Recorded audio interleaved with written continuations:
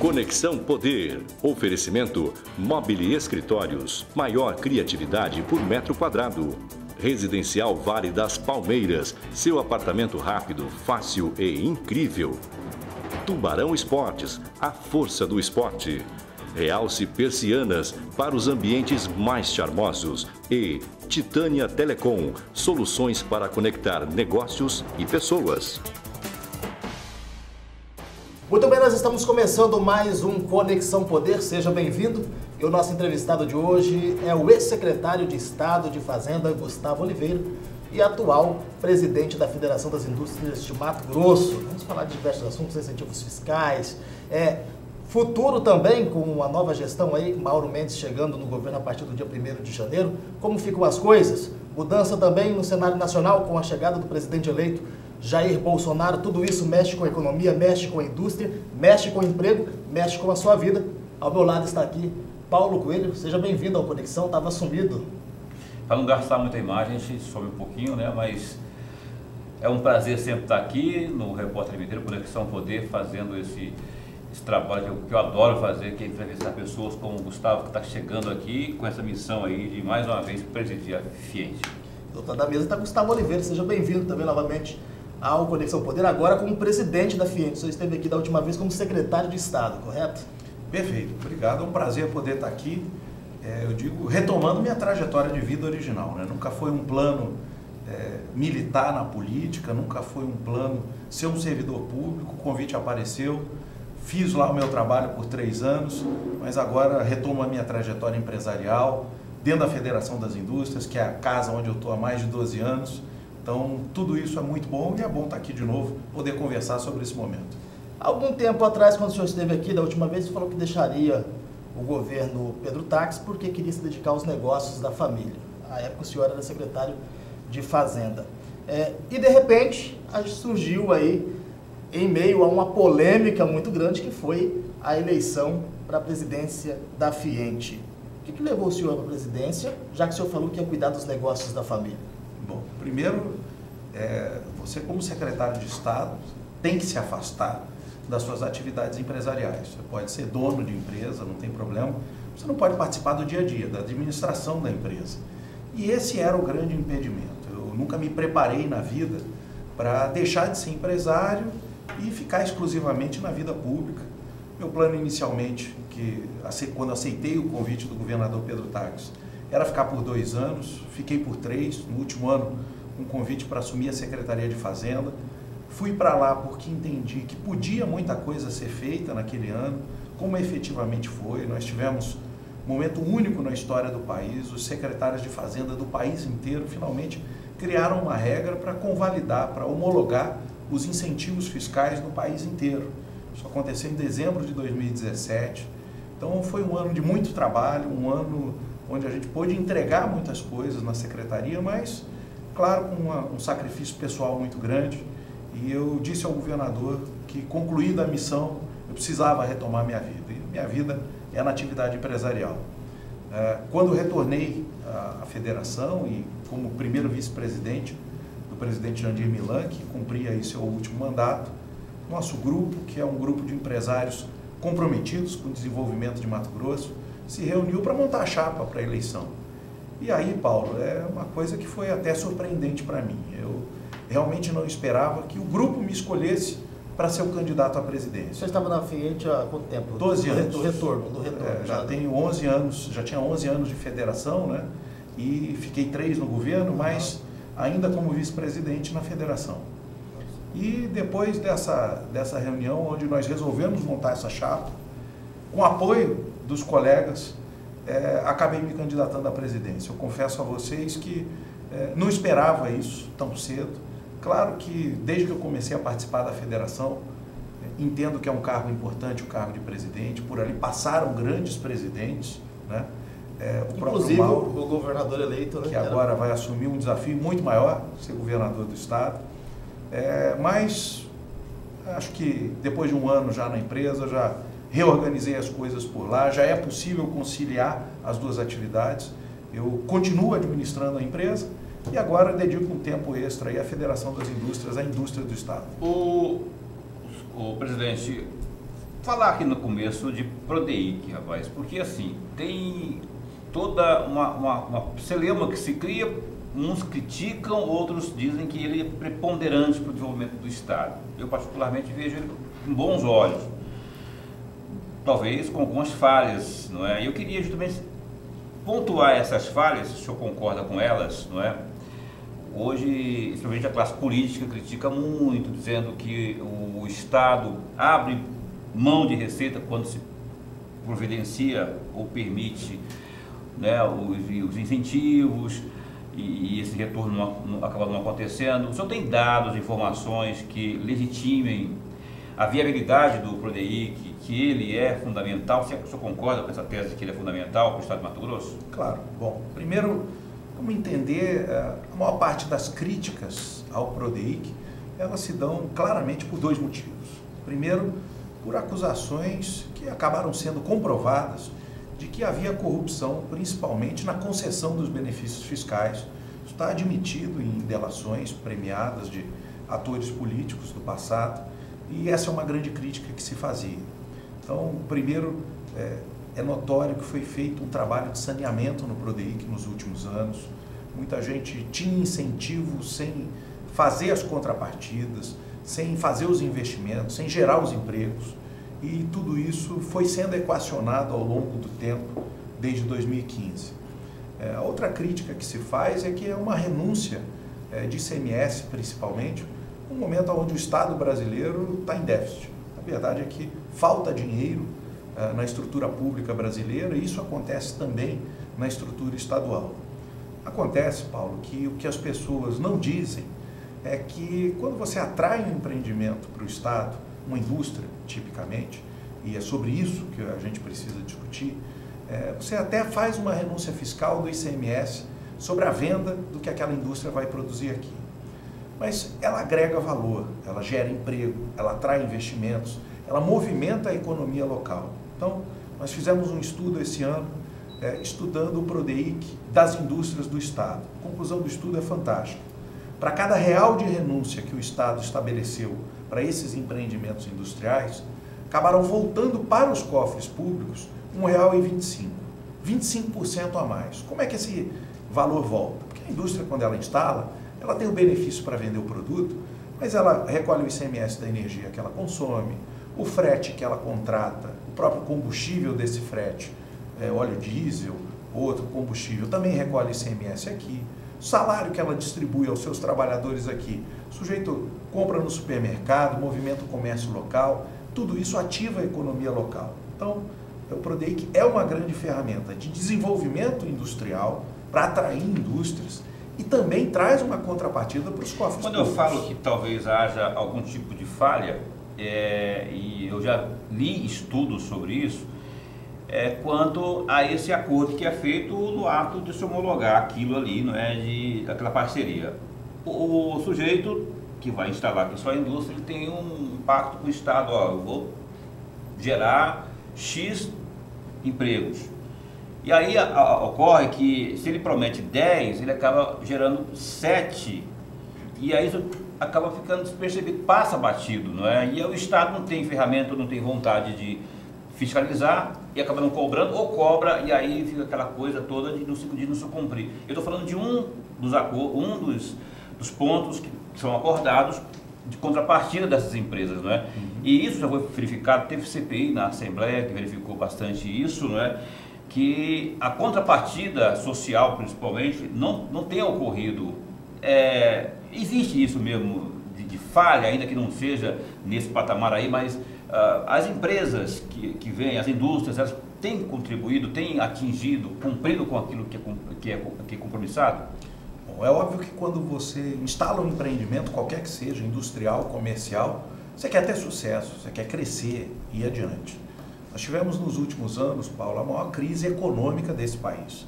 Nunca houve uma crise desse tamanho no país inteiro.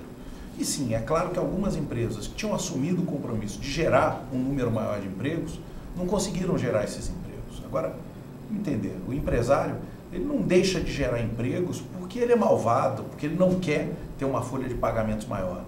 É porque ele não consegue, é porque ele não tem mercado. A crise tirou o mercado de muitas empresas, a crise tirou sustentabilidade financeira de muitas empresas. Para resolver isso, o governo do estado, nesse ano, aprovou uma lei, teve o nosso apoio, ela foi aprovada por unanimidade na Assembleia Legislativa, a lei do novo PRODEIC. O que é o novo PRODEIC? Ele deixa de ser um PRODEIC, como ele era antes, concedido para cada empresa, e ele volta a ser concedido como era antigamente, lá no governo Dante de Oliveira, você tinha os programas setoriais, Promate, o Promadeira, o Promineração. Então agora, esse novo PRODEIC, que foi regulamentado nessa semana pelo governador Pedro Táxi através de um decreto, ele volta a estabelecer essa lógica de cadeias. E mais do que isso, ele volta a dar isonomia, porque o outro problema que tinha, Paulo, é que determinada empresa de um determinado segmento tinha lá 60% de incentivo. E aí alguém conseguia dar 75%, 80% para um concorrente. Veja bem, o Estado ele tem que tributar todo mundo igualitariamente. Você não pode deixar que o Estado dê vantagem competitiva a um em detrimento do outro. Isso não é lógico, isso não é republicano. É o PRODEIC que volta a enxergar cadeias produtivas, então os incentivos vão ser dados para a cadeia têxtil, para a cadeia da madeira, para a cadeia da mineração e assim por diante. Biocombustíveis é outro potencial incrível que o Estado está desenvolvendo. Podia citar em inúmeras outras cadeias aqui e, ao mesmo tempo, volta a ter isonomia. Regras iguais para todo mundo, a regra é a mesma, deixa o mercado resolver quem é mais competitivo, quem sobrevive. Se estanca a corrupção, a possibilidade de corrupção, quando é de forma coletiva, na sua avaliação? Porque quando você se particulariza a negociação, pelo menos a interpretação que a gente tem é que abre mais, flexibiliza mais para que haja um jeitinho, o famoso jeitinho ali. E aí com isso surge a corrupção. Por isso que é fundamental. Primeiro, o CEDEM, que é o Conselho de Desenvolvimento Empresarial, que aprova o enquadramento das empresas nesses programas de incentivo, precisa cada vez ser mais transparente. É um conselho paritário, tem secretarias de governo e representantes da sociedade civil, estão lá todo mês deliberando sobre a inclusão de empresas nesses incentivos e, mais do que isso, Paulo, controle e regras claras de penalidade. Você disse aí, se uma empresa antes não gerasse um emprego que estava previsto no protocolo, se tivesse que gerar 100, gerasse 98, só tinha uma penalidade possível, a exclusão dele do programa.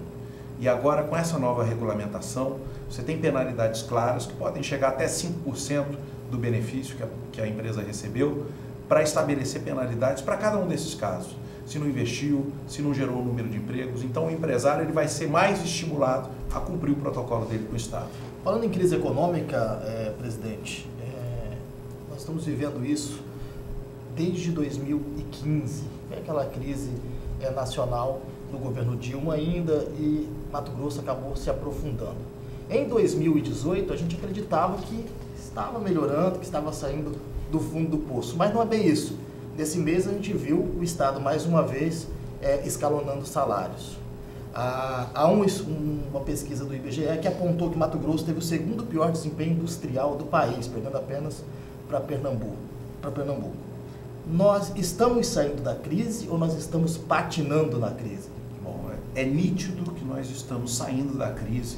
O setor privado ele começa a reagir depois dessa grave crise econômica.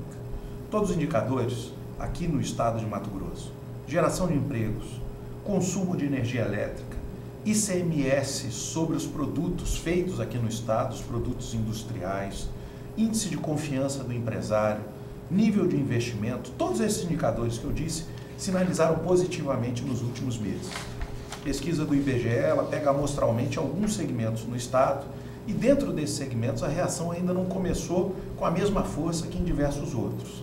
Mas é nítido, se você for visitar, por exemplo, Sorriso e Sinop, lá tem dois grandes empreendimentos, são indústrias de etanol de milho, feita a partir do milho.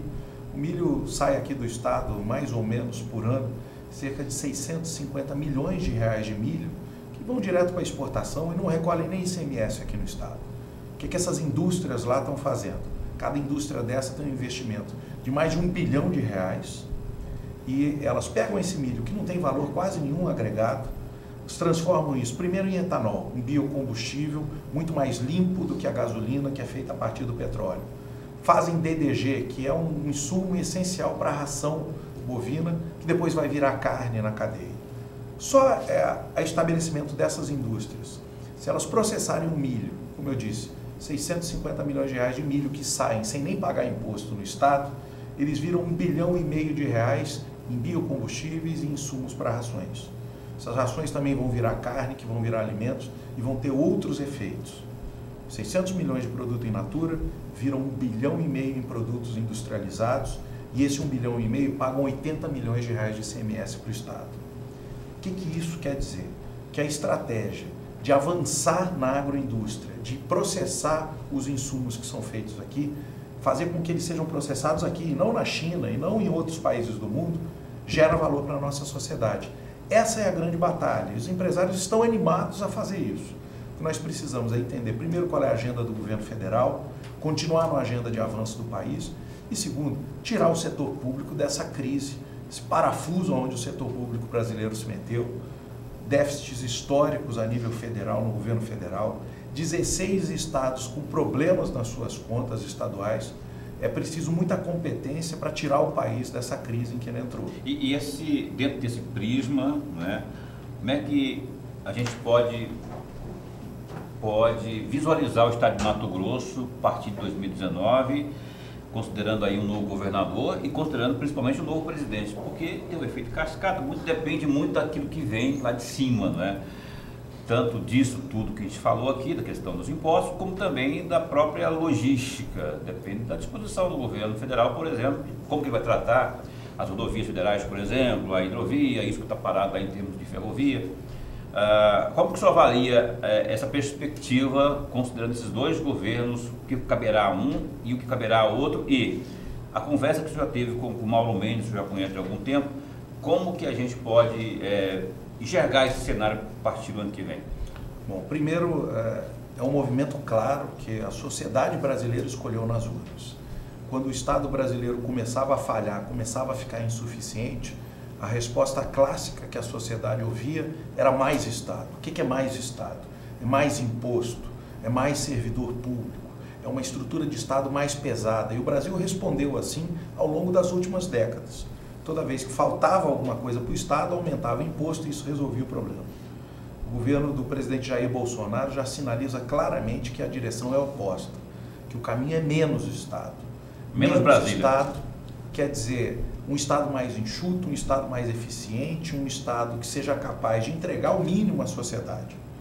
Paulo, o americano médio, o norte-americano, o cidadão que mora nos Estados Unidos da América, ele paga de imposto por ano, na média, mais do que a renda per capita do brasileiro, que está em torno de 10 mil dólares por ano.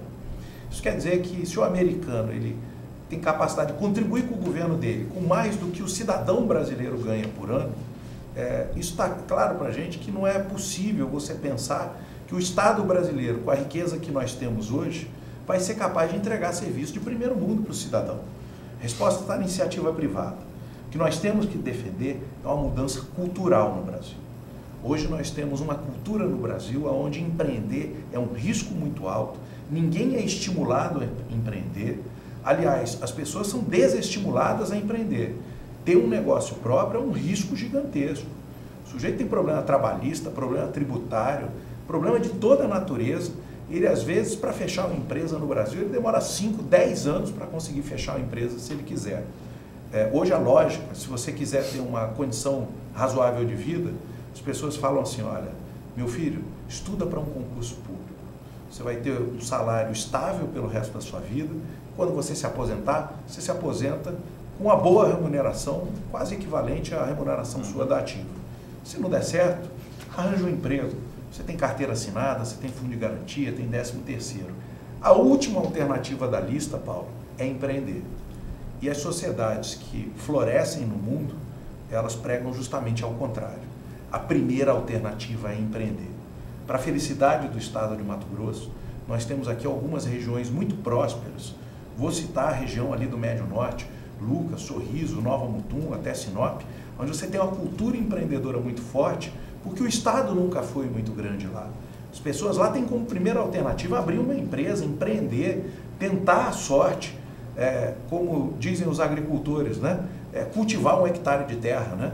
Essa é a primeira alternativa. Mas ali também tem o adendo que temos que considerar que ali, geograficamente, tem todo um leque de vantagens, né, para quem quer empreender. Ao contrário, se você pegar uma Baixada Cuiabana, já virou uma coisa fechada, inchada, quer dizer, você tem que inventar, você tem que criar alternativas, ao passo que para lá, você pensou em agricultura, está lá, pensou em a pecuária, está lá.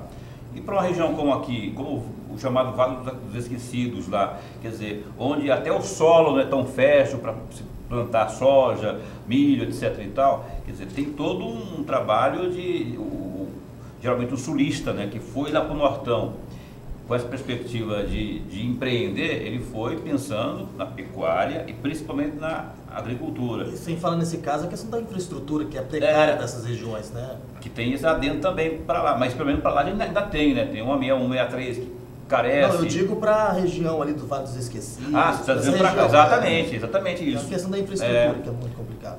Veja a importância dessa mudança cultural. Cuiabá concentra a maior parte da população, a Baixada Cuiabana concentra a maior parte da população do estado. Aqui é que estão as vocações de serviços. A vocação de turismo passa por aqui, mesmo que o sujeito vá fazer turismo no Pantanal, na Chapada dos Guimarães, em outro lugar, ele usa Cuiabá como uma porta de entrada. É natural que aqui a gente tem coisas riquíssimas, Paulo. A gastronomia cuiabana é tão rica, a cultura é tão rica. No entanto, você vê pouca gente empreendendo nessa área.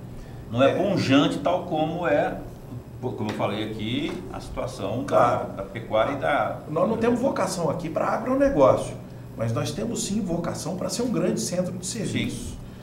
O grande ponto é que em certas regiões do país, e talvez o Vale do Rio Cuiabá, que a Baixada Cuiabana seja uma delas, te acostumou durante muito tempo a achar que o poder público ele era uma grande fonte econômica, que ele podia irrigar a economia.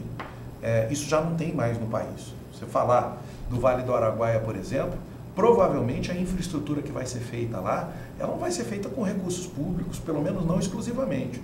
Ela vai ser feita em PPP, vai ser feita com concessão, vai ser feita com dinheiro privado, porque o dinheiro público é escasso hoje no país. É isso que a gente precisa compreender e avançar cada vez mais. Confiar no setor privado, confiar no empreendedorismo e confiar principalmente, Paulo, que o trabalho qualificado leva adiante.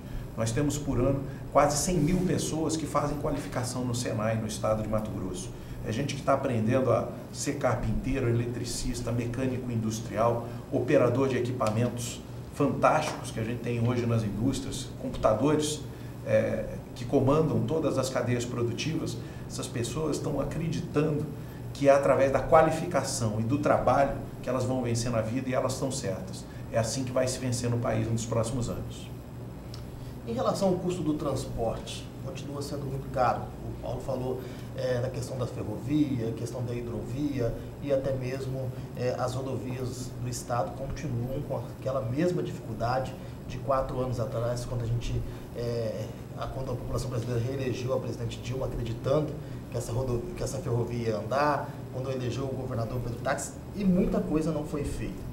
Nesses próximos 4 anos, um novo governo, um governo diferente, como o senhor disse, que anda ao oposto do que nós víamos caminhando antigamente, e também agora com a gestão Mauro Mendes. O senhor ainda acredita na possibilidade da ferrovia, nesses próximos 4 anos, chegar onde deve, passar pelo nortão do estado, como era previsto, como o presidente já veio aqui, já foi lá, já prometeram muitas vezes, até agora você está até Rondonópolis. Qual que é a expectativa do senhor, como presidente da FIENTE, e também, claro, dos federados, em relação à melhoria da infraestrutura do estado? Ela vai acontecer numa velocidade muito maior se ela for feita em parceria com a iniciativa privada e com o investimento privado. Nós temos hoje 8 mil quilômetros no estado de rodovias não pavimentadas. Nós temos projetos ferroviários que podem ser acelerados com investimento privado. Se olhar, Mato Grosso é o estado que colocou os aeroportos, tanto o aeroporto de Cuiabá quanto os aeroportos do interior, no programa de parcerias do governo federal para concessão. Não tenho dúvida que esse dinheiro privado vai chegar aqui no estado, vai primeiro realizar muito na área de infraestrutura e segundo, como aqui já se precisa da infraestrutura para transportar cargas que realmente existem, o investidor privado ele vai ter rapidamente o retorno desse investimento. Então, a melhor estratégia para o estado, e eu insisto nisso, é atrair investimentos. Nós não podemos acreditar que o governo estadual, com o FETAB, com financiamentos, vai resolver esse problema de infraestrutura, porque o dinheiro tem que ser privado. Quem vai pagar a conta pelo uso dessas rodovias, ferrovias, aeroportos, é o usuário, é quem está usando, quem está usufruindo dessa infraestrutura. Então dá para atrair investidores, resolver rapidamente o problema da infraestrutura logística e retornar o dinheiro para que esses investidores investam mais. Mas agora, presidente, o senhor foi secretário de Fazenda do Estado. Qual que é a dificuldade? O senhor está falando para a gente que parece simples, atrair investidores para Mato Grosso. Mas qual é a dificuldade de se trazer esses investidores, se até o momento ninguém conseguiu fazer isso ainda? Bom, primeiro, porque o ambiente político no país era péssimo nos últimos 4 anos. E nós temos que ser sinceros com isso. Uma presidente foi retirada do cargo por impeachment. O presidente que a sucedeu assumindo, na regra constitucional, porque ele era vice-presidente, ele foi envolvido em denúncias de escândalos de corrupção, escândalos políticos, perdeu o apoio político, começou com uma agenda muito boa de reformas. A reforma da Previdência não conseguiu avançar, a reforma tributária não conseguiu avançar, mas tivemos alguns avanços, a reforma trabalhista. Em partes, né? Em parte, mas foram alguns avanços. Esse ambiente ruim se refletiu. Fuga de investimentos, ninguém queria investir no Brasil. Se o próprio brasileiro não quer investir, que dirá o estrangeiro? Nós tivemos momentos aí de oscilação cambial, o real derreteu frente ao dólar e as moedas internacionais. Bolsa de valores caindo. Tudo isso é um ambiente muito ruim para o investidor. Agora nós estamos vivendo um outro tempo, um tempo onde claramente o governo federal sinaliza que vai abrir a economia, que vai regulamentar as parcerias, que vai abrir o mercado para o investidor privado. E olha, eu não tenho dúvida, essa mudança vai ser muito doída para alguns setores, ela vai ser muito difícil para a sociedade brasileira, porque a sociedade brasileira está acostumada com um modelo de governo que não se sustenta mais, mas ao final desse processo, eu não tenho dúvida, a gente vai estar crescendo muito mais, absorvendo muito mais investimento e gerando muito mais emprego. Está me dizendo que vai ter muita gente magoadinha com o presidente? Olha, nós temos hoje 12 milhões de desempregados no país e mais 8 milhões de pessoas que gostariam de ter um emprego, mas já desistiram de procurar um emprego.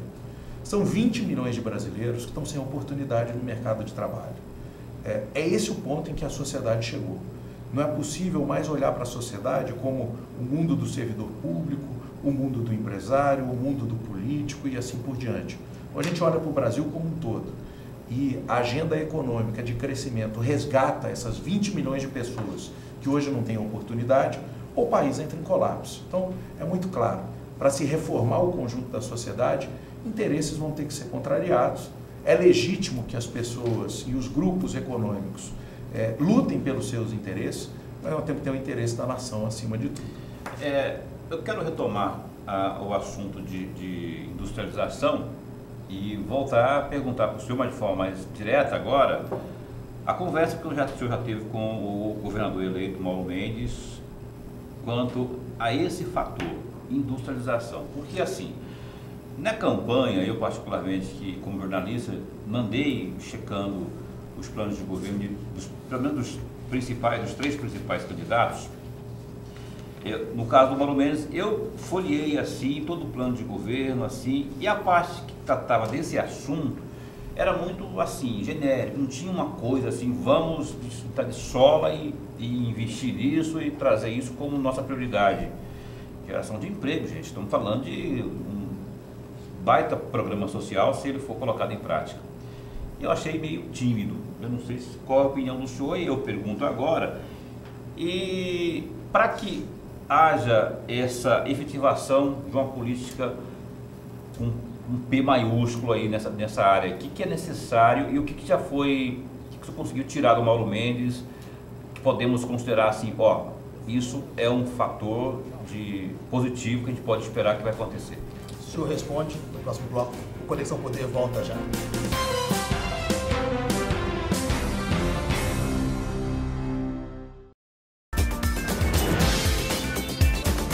Muito bem, nós estamos de volta com o Conexão Poder. O nosso entrevistado de hoje é o presidente da Federação das Indústrias de Mato Grosso, Gustavo Oliveira, que também é ex-secretário de Estado de Fazenda.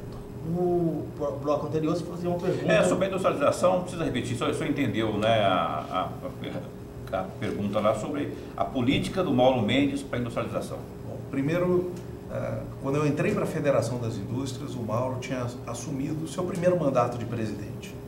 E penso eu que, apesar da trajetória política dele ter tirado o foco dele da vida empresarial, o DNA de empresário, ele resiste a todo tipo de mudança ambiental. O governador Mauro Mendes, ele tem um DNA empresarial, ele sempre foi muito agressivo nos seus negócios e ele compreende, ele é muito sensível sobre o que atrai o apetite do investidor para que ele venha para alguma região do mundo hoje. Nas conversas que eu tive com ele depois da eleição, em poucas oportunidades, fica claro que, primeiro, aumentar a taxa de desenvolvimento econômico do Estado vai ser uma prioridade do governo dele, seja pela ampliação do agronegócio, que ainda pode crescer muito no Estado, mesmo sem crescer em área, muito trabalho para ser feito de produtividade, de aumento da qualidade dos produtos aqui, mas a agroindustrialização e a geração de empregos. Hoje nós temos no Estado cerca de 120 mil pessoas desempregadas. Essas pessoas podem ocupar postos de trabalho, mas elas precisam de algumas coisas para isso. Primeira delas, qualificação. Nós temos aqui o melhor Senai do Brasil por 5 anos consecutivos. Um Senai que já qualificou mais de 100 mil pessoas por ano, Paulo, com programas muito interessantes de colocação profissional. Nós temos aqui indústrias que precisam de mão de obra. E, mais do que isso, nós temos um povo muito trabalhador no estado de Mato Grosso. O que a gente precisa é coordenar tudo isso. Olha, eu falei agora há pouco do setor de etanol de milho. Só nesse setor, nós tivemos uma reunião essa semana com os representantes do setor. Só eles têm mais de 5 bilhões de reais de investimentos para fazer nos próximos 4 anos aqui no estado. São novas usinas, novas tecnologias que estão vindo. Isso vai gerar emprego, isso também gera emprego em outros setores, como o setor de base florestal, que fornece madeira para os empreendimentos que vão fazer, o setor de construção, que constrói essas unidades. Comércio como todo, né, também? E todo o comércio que recebe os salários. Então, veja você, nós ao longo dos últimos anos lutamos para atrair alguns investimentos, mas foi muito difícil pelo momento econômico. Agora, com esse novo ciclo econômico, com essa animação do investidor, tenho dúvida de que mais vai acontecer. Conversava com o governador sobre outro setor, se me permite, algodão. O algodão, ele hoje sai daqui do estado praticamente in natura, com beneficiamento muito pouco. E nós conversávamos outro dia, o governo do estado, há alguns anos, conseguiu da AMPA, Associação dos Produtores de Algodão, um patrocínio para que as camisetas dos alunos da rede pública fossem pagas pela AMPA. Eu conversava com um dos empresários que participou do projeto, ele disse, olha, nós temos que verticalizar e trazer a indústria da confecção para cá. Nós mandamos toda a matéria-prima para fazer as camisetas e foram mais ou menos 600 mil reais de matéria-prima. E tivemos que mandar 8 milhões de reais para pagar as confecções que fizeram as camisetas. Isso quer dizer que saíram daqui 600 mil reais de algodão e voltaram 8 milhões e meio de reais em camisetas. Aí a prova é que dá certo. É isso que o Estado está perdendo. Se nós não atrairmos para cá indústria têxtil, confecção, malharia, nós estamos deixando essa riqueza ser gerada em outro lugar, Santa Catarina ou até fora do país. É isso que a gente precisa trazer para cá. E aí tem um adendo, assim, eu não consigo entender, que parece que secar, você falou 120 mil hoje pessoas, né, precisam trabalhar no estado. Pessoas estão desempregadas, não é? Olha só, na minha avaliação, a questão não precisa ser muito fundo, não. É secar gelo com toalha quente. Sabe por quê? Eu vou te falar aqui. Pegando como base os serviços que são oferecidos ali na agricultura, a mão de obra, vem ônibus, caminhões de trabalhadores do Piauí, do Maranhão, de grande parte do Nordeste, para Mato Grosso, porque aqui no estado de Mato Grosso fica a impressão que não tem mão de obra. A qualificada é provável que não tenha, mas será que, com todo respeito, o piauiense tem melhor mão de obra do que o mato-grossense? Não estaria havendo aí uma exploração do industrial quanto ao menor valor a ser pago para esse servidor, para esse trabalhador? E outra coisa, se não investir na qualificação, o senhor falou, citou o Senai, não é? É o suficiente? O Estado já está atento, isso tem parceria nesse sentido para se atender essa demanda? Essas duas questões aqui que o senhor respondesse. Primeiro trabalho fundamental. Algumas indústrias do estado têm vagas abertas há 1 ano e meio, há 2 anos, Paulo, sem ter os trabalhadores que estão qualificados para aquela função. Eu converso com empresários e eles dizem dessa dificuldade. Primeiro porque a gente não tem cultura de estudar para o trabalho. A cultura do brasileiro ela é uma cultura da escola formal, da universidade, mas a educação para o trabalho não é uma coisa que o brasileiro tenha como cultura sua. Mas nós temos que mapear, primeiro, onde estão as vagas de trabalho. Fatalmente elas estão na indústria, que paga melhor, e o trabalhador qualificado ele ganha ainda mais na indústria. Os estudos mostram que quem faz um curso de qualificação no Senai, por exemplo, ele em média sai com um salário 20% maior do que antes de ter a qualificação. Aí você diz, esse cara ganha mais só porque tem um diploma? Não, ele ganha mais porque ele é mais produtivo, porque ele tem mais técnica para trabalhar.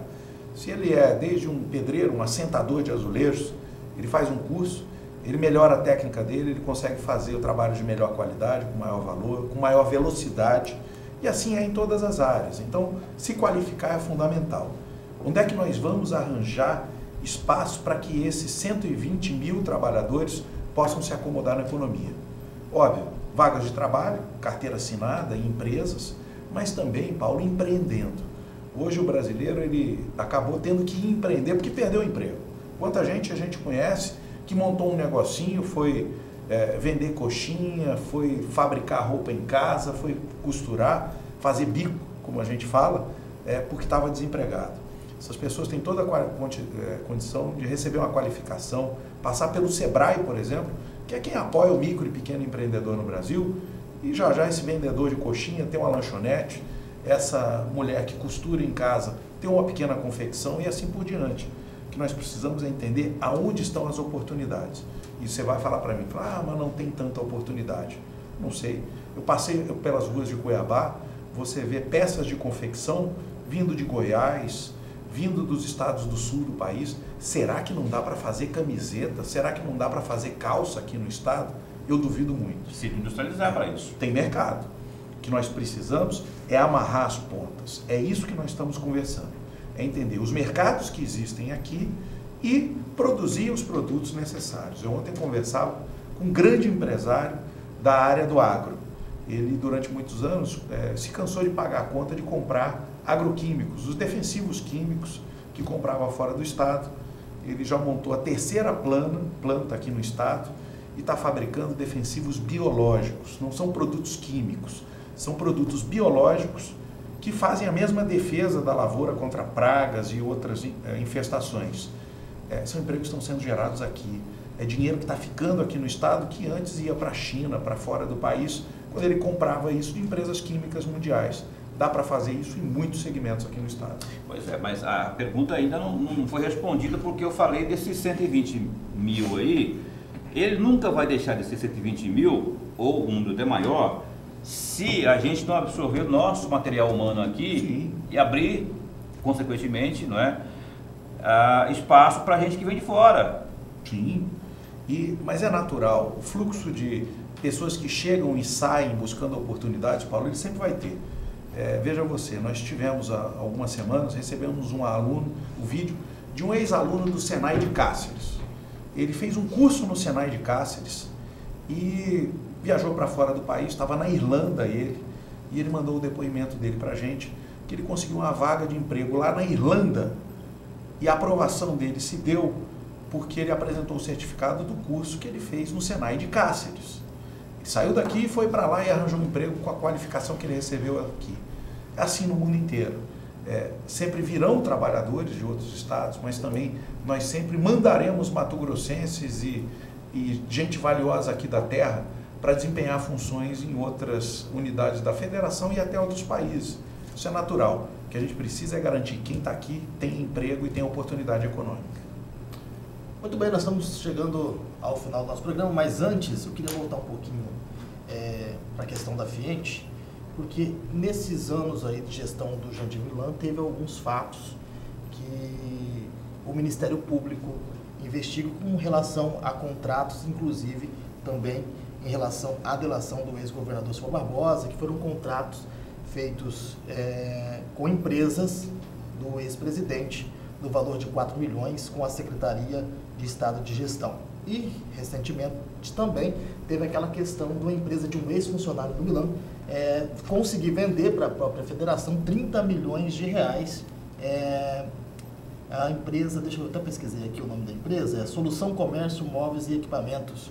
Vendeu mais de 30 milhões à Federação das Indústrias do Estado. A gente sabe que o senhor teve o apoio do Jandir Milhão para ser presidente da Fiente. O senhor pretende fazer uma auditoria nesses contratos para ver o que aconteceu e de que eles estão falando? Bom, primeiro, todos esses contratos, eles são auditados pelo Tribunal de Contas da União e pela Controladoria Geral da União.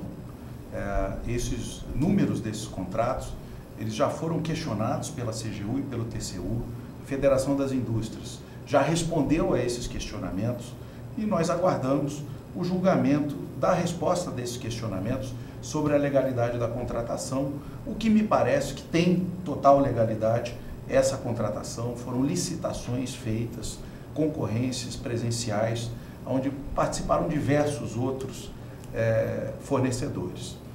Também é preciso dizer, estamos fazendo obras no estado inteiro, já inauguramos 6 unidades nesse ano. As construtoras que estão lá fazendo as obras são construtoras também aqui do estado, algumas de diretores da Federação das Indústrias, o que é muito natural, porque as empresas daqui, elas são competitivas, elas conseguem fornecer não só aqui no estado, mas para o país inteiro. E olha, não temos medo nenhum, o que precisa apurar teve sobrepreço? Os preços são justos? Houve concorrência? Porque o que a gente vê muito no país são empresas e órgãos públicos que fazem aquelas licitações escondidas.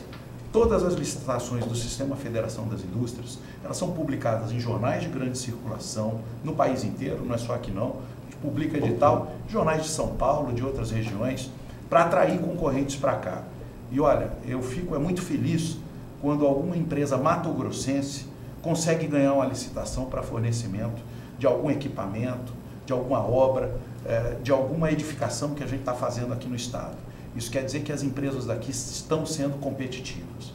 O que é muito triste é a gente ver, às vezes, como eu já vi diversas vezes, até no próprio estado, você faz lá um pregão presencial, tem diversas empresas aqui do estado, vem alguém de fora do estado, ganha aquele fornecimento e aí vai gerar emprego lá em São Paulo, em Santa Catarina e no Rio Grande do Sul. A gente não tem que ter medo de ter orgulho dos fornecedores aqui do estado, daqui de Mato Grosso, prestigiar a indústria aqui do estado de Mato Grosso. E claro, sem sobrepreço, sem nada às escondidas, tudo às claras e tudo funcionando. É isso que vai fazer o estado ir para frente. Empresas competitivas que conseguem atender aos requisitos de fornecimento. No mundo inteiro é assim e aqui em Mato Grosso tem que ser também. Nós temos que prestigiar os empresários daqui do estado. Presidente, o senhor vai assumir, já assumiu no Assumiu em novembro, dia 28 de novembro. Assumiu no dia 28 de novembro. E agora, essa é a minha última pergunta, como que o senhor define aí o seu raio de ação de trabalho previsto para esse mandato seu aí, como que o senhor define ele? O senhor vai atacar principalmente em que área?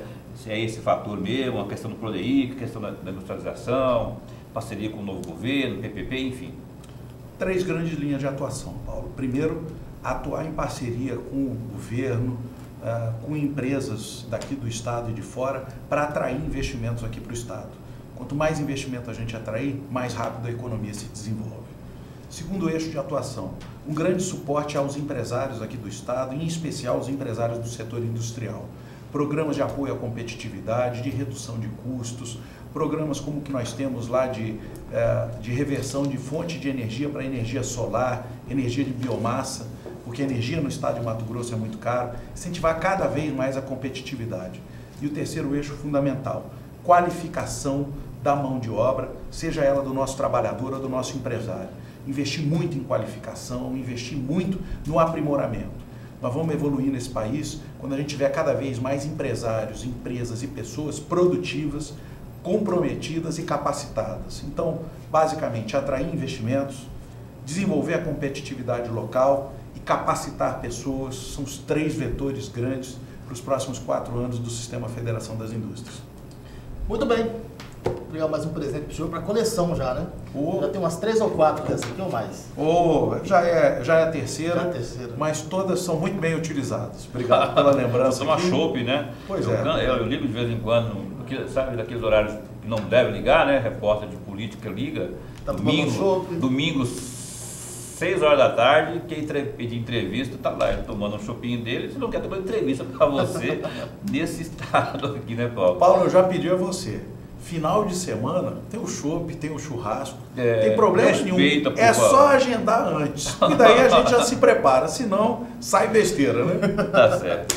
Muito bem, quero agradecer a presença do senhor aqui no Conexão Poder mais uma vez. Desejar sucesso aí à frente da Federação das Indústrias de Mato Grosso e um feliz 2019. Para todos nós, obrigado mais uma vez por poder estar aqui e continuar falando muito do desenvolvimento do Estado, é isso que interessa para todos nós. E Paulo, obrigado também pela sua presença. Satisfação. Feliz Natal, feliz 2019. Eu aproveito a oportunidade aqui para desejar a você que sempre acompanha ao Repórter MT, Conexão Poder, nosso trabalho também na Rádio Capital, enfim, que tenhamos aí boas notícias no âmbito político, principalmente, eu falo principalmente porque é o que eu cubro, né? Que tenhamos boas notícias aí, que o Estado se desenvolva, o país também. Nós esperamos menos corrupção, mais trabalho, mais emprego e, claro, mais felicidade para todo mundo. Até o nosso próximo encontro. Conexão Poder. Oferecimento Mobile Escritórios. Maior criatividade por metro quadrado. Residencial Vale das Palmeiras. Seu apartamento rápido, fácil e incrível. Tubarão Esportes. A força do esporte. Realce Persianas para os ambientes mais charmosos. E Titânia Telecom. Soluções para conectar negócios e pessoas.